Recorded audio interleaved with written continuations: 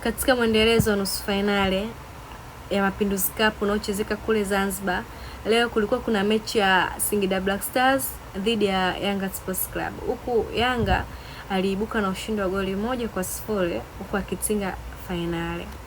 Mchezo ulikuwa wenye utulivu, walimiliki mpira vizuri timu zote mbili. Though Singida walikuwa wana attempts kadhaa, but walishindwa kutumia hizo attempts zao kuzaa goli. Though lile goli lilopatikana pale la offside, ile ilikuwa ni offside cause mshambuliaji alikuwa ni offside, mpigaji alikuwa onside. So yule mshambuliaji alivyojihusisha na ule mpira, ile attempts ikazaa kuwa ni offside. Kwa hiyo attempts kama hizo pia walijitahidi katika safu yao ya ulinzi kuzuia Yanga wasipate magoli mengi.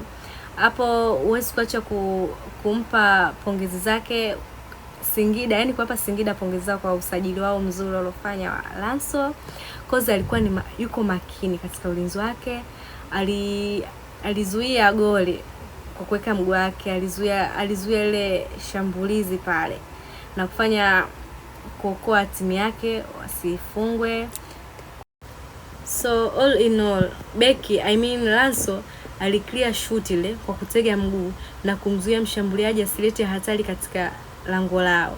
Pia alifanya tackling nzuri sana na kusevu wasifungwe. Kwa hiyo umakini wake na utulivu wake, yani utumiaji wake wa akili ulifanya mchezo kuwa wa utulivu sana.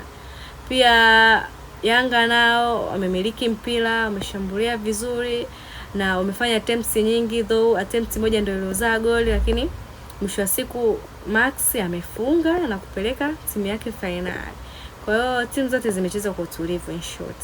Na ukiongelea masuala ya kadi, naweza nikasema sio mbaya, ni sawa, cause walikuwa shaonywa mara kwanza. Kwa hiyo walifanya faulo pale, yule mchezaji wa Yanga alimfanyia faulo Chuku na Chuku alilipiza. Kwa hiyo ile kadi ya njano waliopewa kwa ajili ya kuonywa ilikuwa ni sawa, cause walikuwa na kadi ya njano pia mwanzo, ndio hivyo kasababisha kuwa red card. Mwamuzi kaona wakamalizane tu nje, mambo ya swimming. Kwa hiyo mchezo ulikuwa mzuri kwa ujumla.